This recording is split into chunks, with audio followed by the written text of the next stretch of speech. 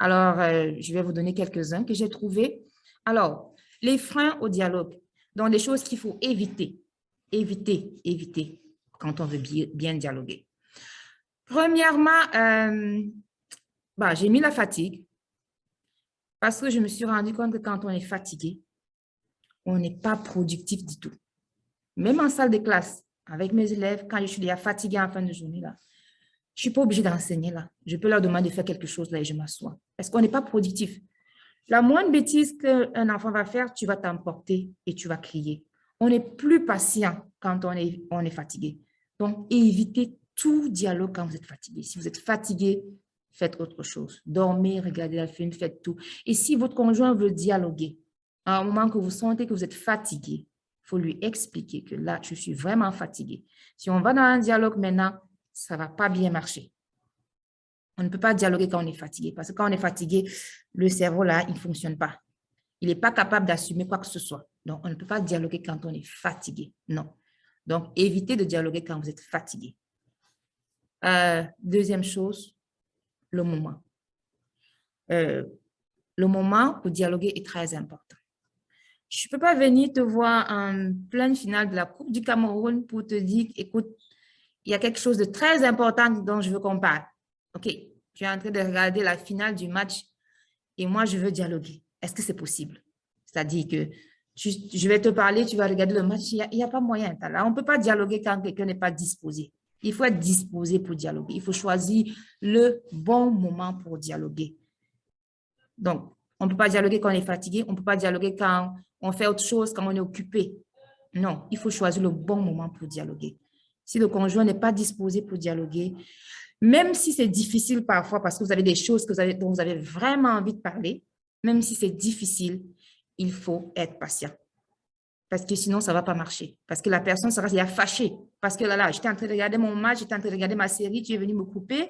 Et ça va rester en travers de votre dialogue. Donc, le moment est très important pour dialoguer. Le lieu. Le moment de dialogue et le lieu pour dialoguer. On ne peut pas dialoguer au milieu de tout le monde, là. Il faut trouver un endroit calme pour dialoguer. Il faut choisir le bon moment. Trouver un endroit calme. C'est bien de dialoguer, sortir avec son enfant pour dialoguer avec, parce que vous savez, les enfants, ils aiment bien quand ils sortent avec les parents. Sortir, prendre une marche, aller dans un parc, trouver un endroit calme ou aller déjeuner avec son enfant pour dialoguer, l'inviter ou amener son conjoint. On avait vu dans les langages de l'amour des moments de qualité. Les moments de qualité sont aussi de très bons moments pour dialoguer.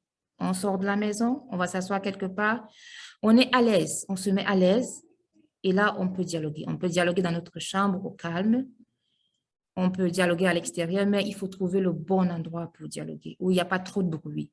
Vraiment, il faut être au calme pour pouvoir bien dialoguer. Donc, le moment du dialogue est le lieu. C'est des facteurs très importants. C'est des facteurs qui favorisent le dialogue. Il faut être à l'aise. Quand vous avez tous sorti ensemble, vous avez pris une bonne marche, vous êtes à l'aise, là, c'est des bons moments. Ça favorise vraiment le dialogue. Chacun est à l'aise pour dialoguer. Alors, un autre frein que j'ai vu dans le dialogue, c'est la peur. C'est-à-dire que si on a peur, parce que parfois on a peur de l'autre, c'est-à-dire, si je lui dis ça, qu'est-ce qu'il va penser de moi? Est-ce qu'il va penser que je ne suis pas quelqu'un de bien ou comme... On a vraiment peur.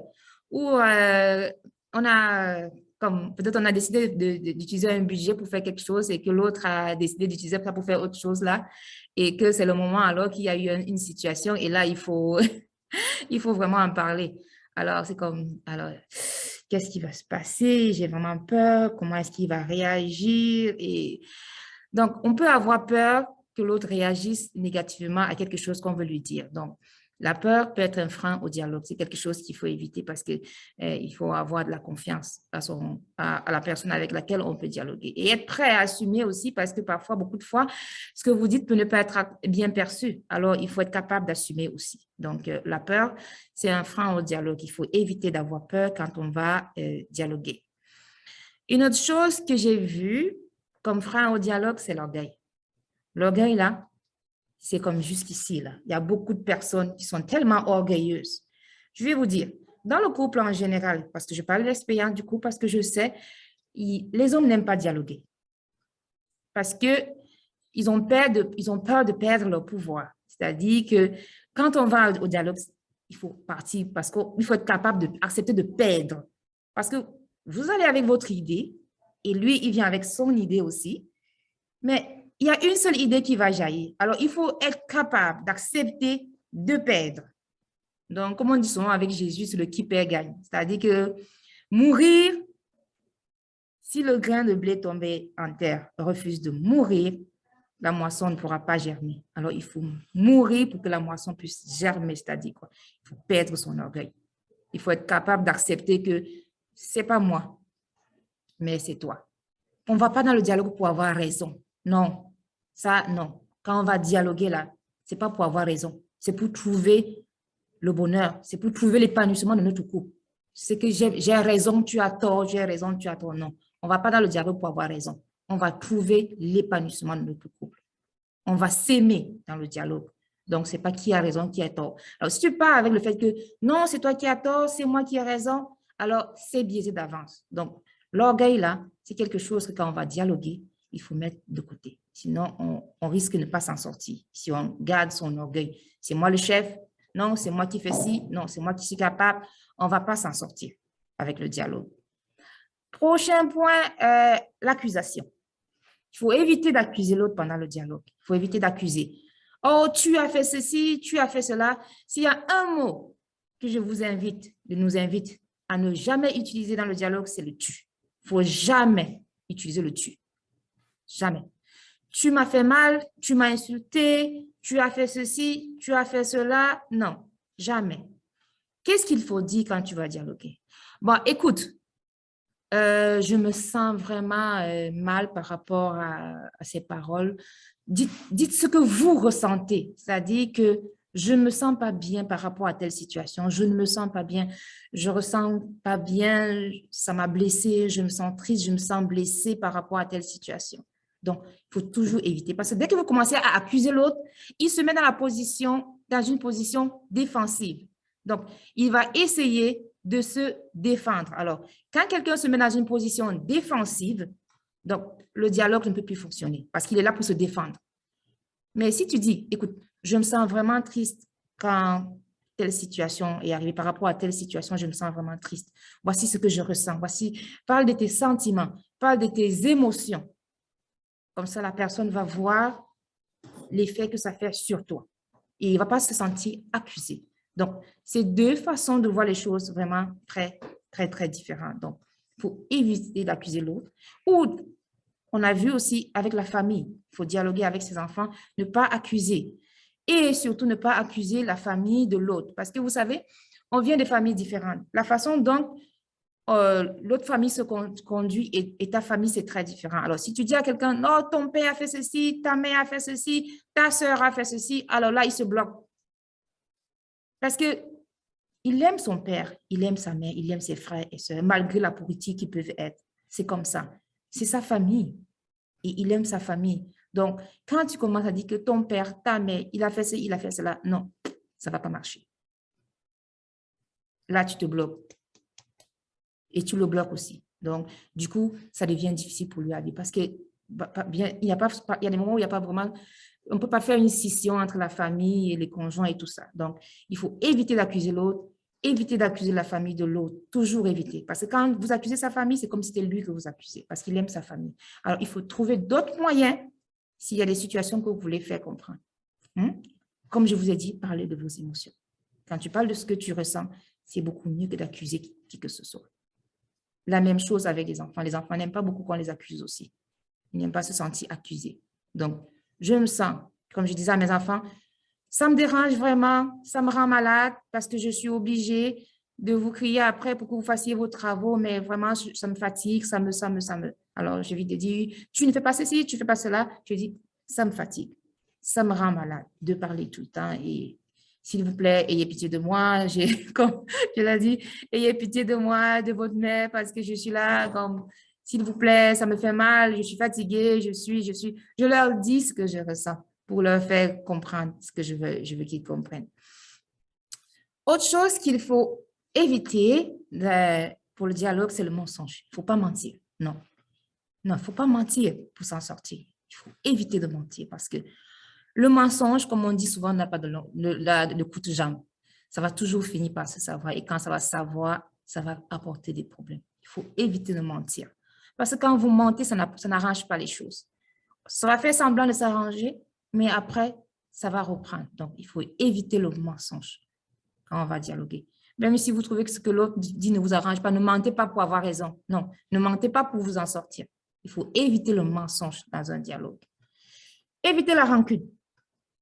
La rancune, parce que moi, je suis souvent rancune. Non, parce que tu as fait ceci, moi aussi, je vais te faire cela. Non, non, non, non, non, non. Il faut éviter la rancune dans le dialogue. Non, tu avais dit ça, moi, j'ai fait comme ça, tu as fait ça, moi, je vais faire ceci parce que tu as fait ça. Non, tu te souviens de ce que tu avais fait la dernière fois et revenir, parce que parfois, pendant le moment de dialogue, on a tendance à revenir sur des situations qu'on avait déjà gérées. Ah, tu te souviens la dernière fois, tu avais fait ça, j'ai fait ceci, tu te souviens, tu as fait ceci, moi, j'ai encore fait ça. Non, non, non, non, non. Quand on a déjà réglé une situation, on la laisse de côté. On est là pour parler d'une situation, ne revenons pas sur les situations qu'on avait déjà gérées. Parce que mon mari dit souvent, les femmes aiment, les femmes sont toujours en train de te rappeler les choses que tu avais fait il y a 10 ans, il y a 20 ans. Tu avais fait. Non, il faut éviter ça. C'était déjà passé. Alors, on est en train de gérer cette situation. On gère d'abord ça. Donc, dans le dialogue, il faut éviter la rancune, de revenir sur des choses qu'on a déjà gérées pour éviter d'envenimer la situation. Il faut éviter la rancune, éviter la colère. Il faut éviter de se mettre en colère. Si vous sentez que ça ne va pas et que la colère monte, c'est mieux d'arrêter et de passer et de se dire, je pense qu'on n'est pas disposé pour le moment à avaler d'abord sa colère, même avec les enfants. On ne peut pas reprocher les choses à l'enfant quand on est en colère parce qu'on prend toujours des mauvaises décisions. Même parfois, quand on dit, éviter, quand tu fouettes un enfant, c'est que tu te débarrasses. Tu es tellement en colère que tu as besoin d'enlever ta colère. Alors, quand tu es en colère, il ne faut rien faire. Tu laisses passer, tu laisses l'enfant et plus tard, tu vas l'appeler, tu vas dialoguer avec lui, tu vas lui expliquer la situation. Donc, c'est très important d'éviter la colère et de ne pas rester sur les mots que l'autre prononce. Parce que parfois, quand on est en colère, on dit des mots, des choses qu'on ne pense pas. Alors si quelqu'un s'accroche, que, ah, écoute, tu as dit ceci, regarde ce que tu dis, regarde ce que tu dis, on n'avance pas du tout. Parce que c'est difficile, parce que pendant que l'autre parle, là, tu le coupes en disant, regarde ce que tu dis, tu t'accroches sur des mots qu'il dit, parce qu'il est en colère. C'est que parfois, quand on est en colère, on ne pense pas toujours ce qu'on dit. On peut dire des mots, mais on ne le pense pas. Parce qu'on est sous le coup de la colère, on peut dire des choses qu'on ne pense pas.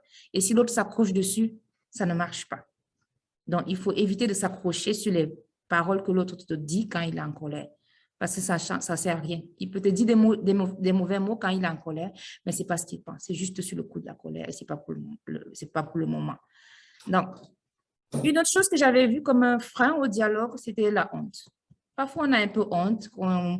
Aïe, comment j'ai pu faire une chose pareille? Aïe, aïe. Donc, c'est difficile. Si tu as honte de ton conjoint, alors tu ne pourras pas dialoguer. Donc, il faut éviter d'avoir honte. Il faut partir dans le dialogue avec confiance.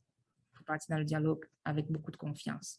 Donc, ça, c'était quelques éléments que j'avais trouvés qui pouvaient entraver, qui pouvaient être une entrave au dialogue. Parce que quand on va dialoguer, il faut être humble. Il faut accepter qu'on peut perdre ses positions, qu'on peut perdre et que l'autre peut avoir raison pour qu'on puisse avancer.